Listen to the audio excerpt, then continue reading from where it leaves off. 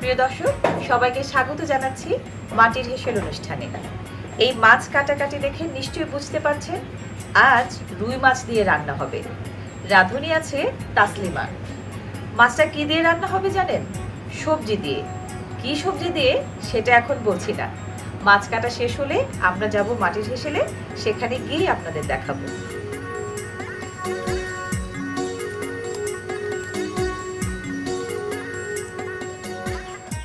সত্যিকারের মাছে ভাতে বাঙালি যেমন মাছ খাওয়ার নাম শুনলেই অজ্ঞান, ঠিক তেমনি এমন কিছু বাঙালি নারী আছেন মাছ কাটা তাদের কাছে রীতিমতো একটা নেশা। যুগে যুগে বাঙালি নারী বটিতে মাছ কাটার কাজটাকে নিয়ে গেছেন একটা শিল্পের পর্যায়ে।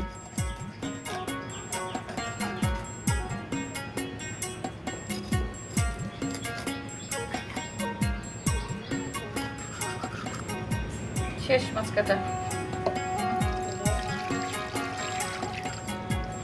তোমার মাছ কাটা দেখে আমার মায়ের কথা মনে পড়ছে। আমার মা হলো মাছ কাটার উস্তাদ ছিল। নানা বড় বড় মাছ আনতো আর আম্মু শুধু কাটতো।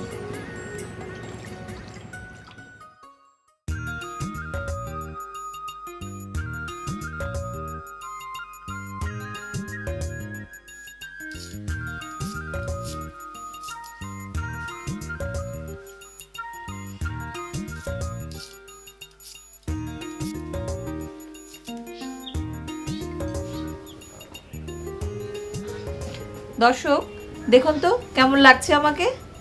দেখতে একদম কানের মতো না? এই কানের সাথে মিল বলেই এই শিমের নাম কি জানেন? কান চাটা শিম। অনেকে আবার হাতির কানের সাথে মিল পায় বলেও এর নাম দিয়েছে হাতি কানি শিম। এই কান চাটা বা হাতি কানি শিম দিয়েই রান্না হবে রুই মাছ। শুধু শিম একা নয়, এই যে দেখুন শালগম, কি সুন্দর একটা শালগম। এই শিমের সাথে যোগ হবে শালগম। এই শিম আর শালগম দিয়ে রান্না হবে রুই মাছের দারুণ একটা তরকারি। কি পেঁয়াজ মরিচ কাটা শেষ? তারপরেই তো এগুলো কাটবা না, শিম আর শালগম।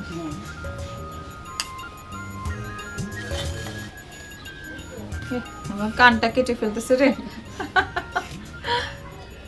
আসলে কানের মতো দেখতে না? এই শিমটা কি খেতেও স্বাদ লাগে? খুব স্বাদ, খাইয়াই দেবে না। এটা কি আস্তে আস্তে দিবা না কাটে দেবে? কাটবা।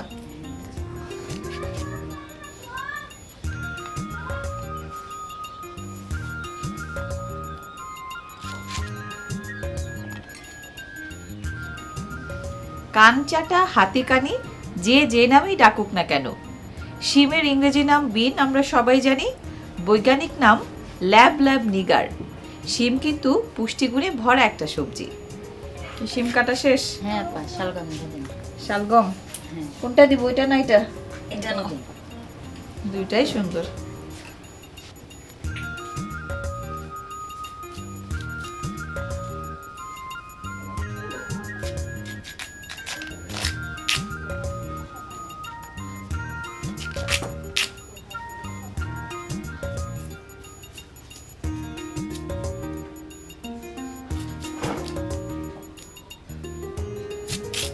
শালগমের বৈজ্ঞানিক নামটাও বলে দেই, ব্রাসিকা রাপা।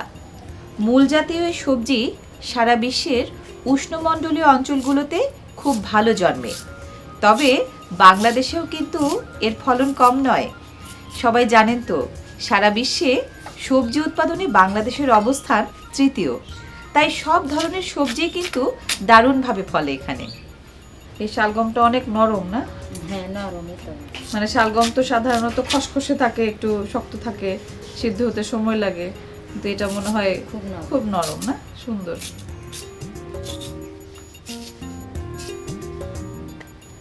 কাটাকুটি শেষ না? এবার রান্না শুরু।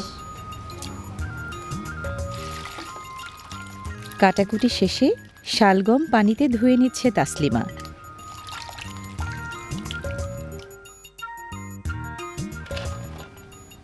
শালগমের পর এবার শিম।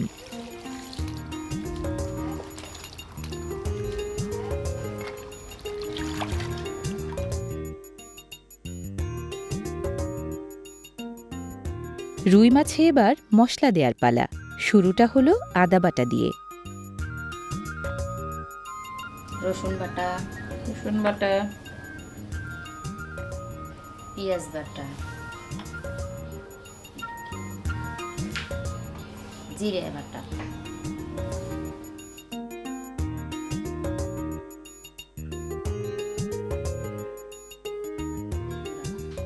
বাটা মশলার পর একে একে দেয়া হলো মরিচ গুঁড়া, হলুদ গুঁড়া, ধনিয়ার গুঁড়া।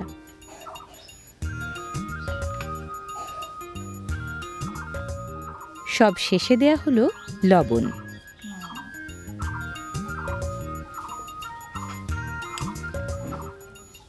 এবার মশলাগুলো মাছের গায়ে ভালো করে মেখে নিচ্ছে তাসলিমা।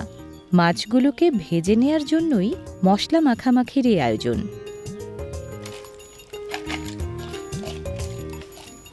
মাখানো শেষ।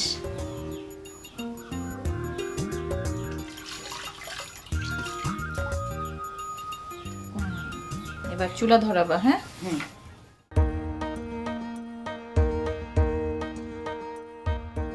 আপা আমি একটু খড়ি নিয়ে আসি। খড়ি আনবা? আচ্ছা, আনো।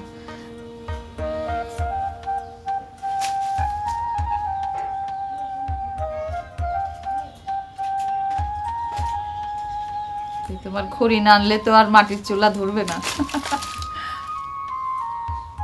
আমাদের মাটির হেসেল অনুষ্ঠানের নামকরণটার মূল উদ্দেশ্যই ছিল সবাইকে মাটির পরশ দেয়া। মাটির রান্নাঘর, মাটির চুলা, মাটির হাঁড়ি কড়াই, এমনকি বাসনকোসনও পুরো দস্তুর মাটির। এই মাটির উপাদানগুলোর সাথে গ্রাম বাংলার মাটির মানুষের রন্ধনশিল্পের সংযোগ ঘটিয়ে বাংলাদেশের মৃত্তিকা ঘনিষ্ঠ ঐতিহ্যগুলো তুলে ধরার মাঝেই আমাদের সার্থকতা।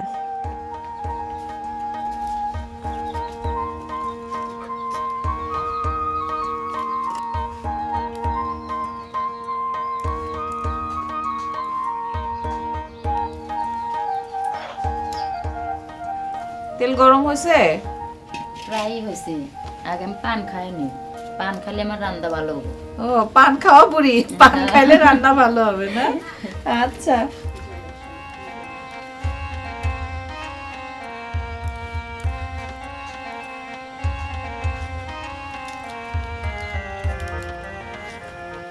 ওরে বাবা,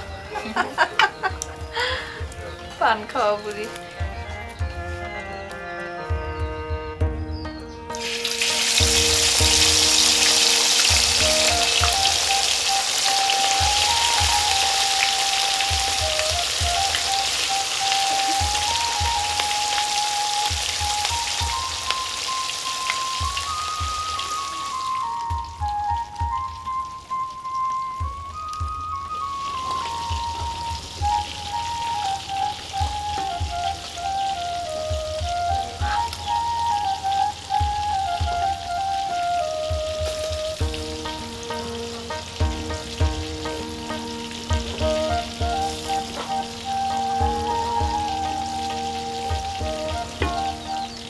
মিঠা পানির কার্প জাতীয় যত মাছ আছে, রুই মাছ তার মাঝে অন্যতম। ভারত আর বাংলাদেশের মানুষ এটা খুব বেশি পরিমাণে খায়। এছাড়া দক্ষিণ পূর্ব এশিয়ার বিভিন্ন দেশেও রুই মাছ খাওয়ার ব্যাপক প্রচলন রয়েছে।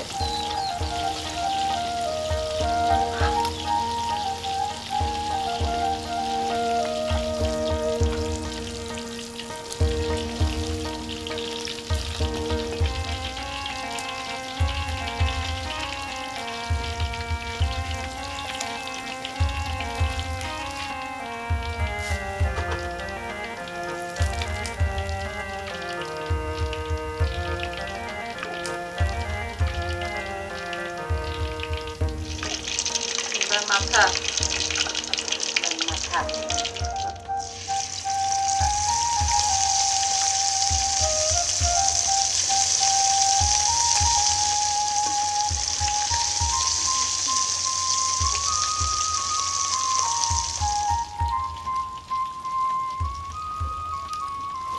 তাসলিমা, বলেন আপা। তোমার কি রান্না করতে ভালো লাগে? হ্যাঁ, ভালো লাগে। কি কি রান্না করো তুমি? মাছ, মাংস, পিঠা সবই পারি। পিঠা পারো? কি কি পিঠা বানো? দুধের পিঠা, কুশলি পিঠা, তারপরে খোলার পিঠা, ভাপার পিঠা, আর মেলা রকমের পিঠা। মেলা রকমের পিঠা। হ্যাঁ ওই মেলা রকমের পিঠা তো শীতের সময় বেশি হয় না? হ্যাঁ, মাছের ভর্তাও বানায়। মাছের ভর্তা? হ্যাঁ রুই মাছের ভর্তা বানাও? হ্যাঁ, রুই মাছেরও ভর্তা হয় না? ভর্তা যদি মাছের খেতে মন চায়, এই যে মাছই থাকে ও, করি। যে মাছে থাক ভর্তা বানায় ফেলো। মাছ ভর্তা তো মজা লাগে ভাত দিয়ে।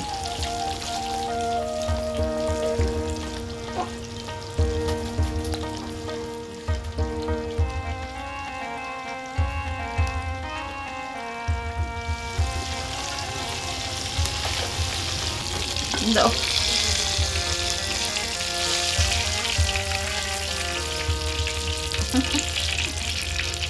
বাবা, এত বড় মাথা রে।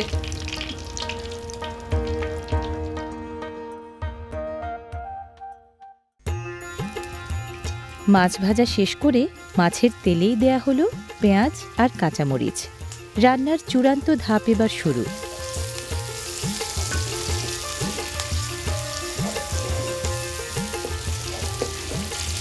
মশলা দিবা এখন? হ্যাঁ পাবেন, মশলা দেবো। দিয়ে দাও। কি লাগবে? ভাজা পেঁয়াজ মরিচে তাসলিমা এবার কি কি মশলাপাতি দেয় চলুন দেখে নেওয়া যাক।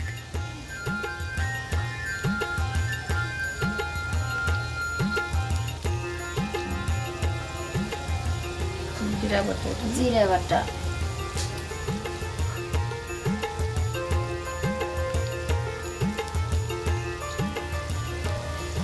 লবণ,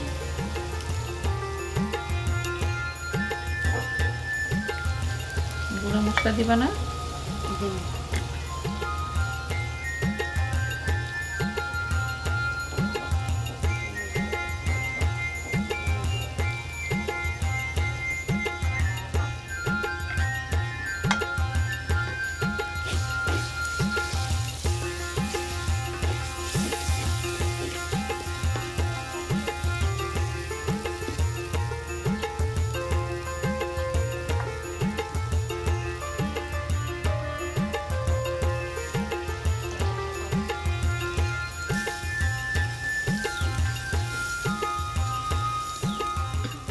বাহ, কষানো মশলার রংটা বেশ খুলেছে কিন্তু।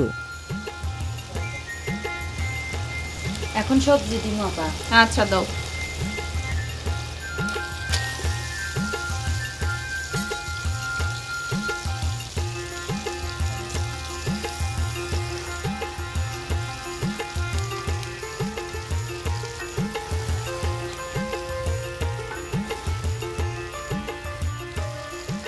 কষানো মশলায় সুন্দরী শালগম আর কানচাটা শিমের সাদা সবুজ মেলবন্ধনটা দারুণ লাগছে।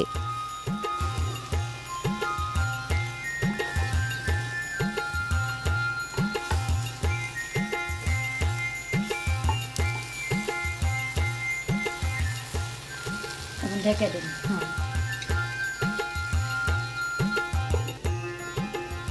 তাজা সবজি তো বেশি সময় লাগবে না সিদ্ধ হইতে, তাই না? হ্যাঁ আপা।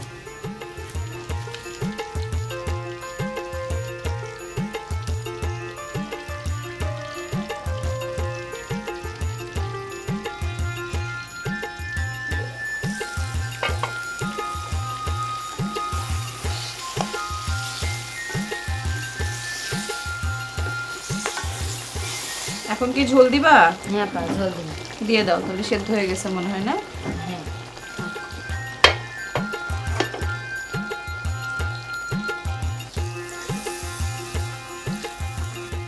পরে ঝোলে বলক উঠলে মাছ ছেড়ে দিবা না?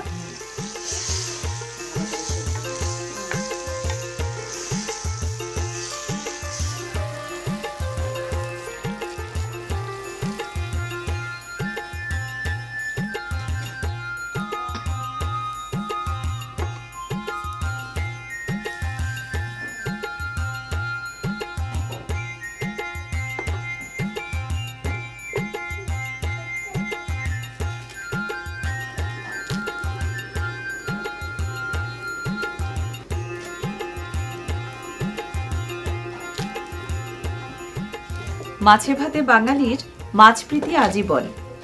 মাছ দিয়ে আমরা কত রকম রান্না করেই না খাই, গরম ভাত বা খিচুড়ির সাথে গরম গরম মাছ ভাজা খেতে দারুণ লাগে।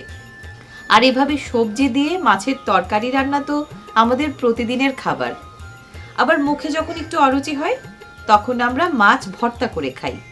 যেভাবেই খাওয়া হোক না কেন, আমাদের বাঙালিদের মাছ খেতেই হবে। আপা বলো কিন্তু উঠে গেছে, মাছ দিয়ে দিই। আচ্ছা, দিয়ে দাও।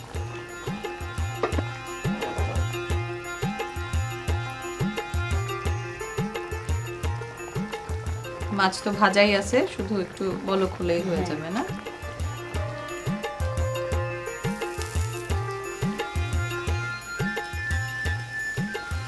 বাহ, অনেক সুন্দর হয়েছে রে দেখতে।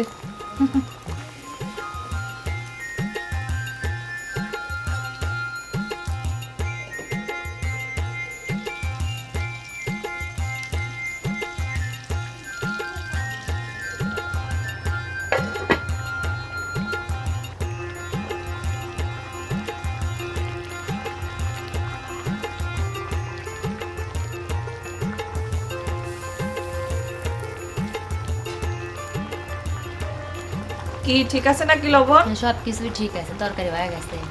হয়ে গেছে।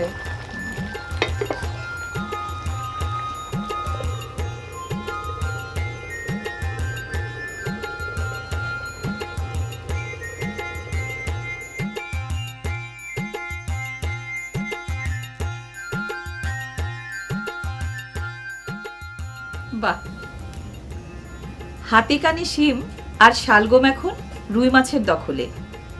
এই যে সবজি দিয়ে মাছের তরকারি, এটা আমাদের চিরন্তন বাঙালিয়ানার একটা খাবার, আমাদের প্রতিদিনের জীবন সংস্কৃতির একটা অংশ। ঐতিহ্যবাহী এই খাবারগুলো এখনো আমরা রান্না করে খাই বলে গর্ব করে বলতে পারি আমরা মাছে ভাতে বাঙালি। প্রিয় দর্শক, রান্নাটা তো দেখে নিয়েছেন, আপনিও বাসায় রান্না করে খেয়ে দেখতে পারেন। আবার দেখা হবে, ভালো থাকুন সবাই। তাসলিমা, অনেক সুন্দর হয়েছে তোমার রান্না, অনেক ধন্যবাদ। দোয়া করেন। দোয়া করবো তুমি আরো ভালো ভালো রান্না করো, ভালো ভালো রান্না করে সবাইকে খাওয়াও।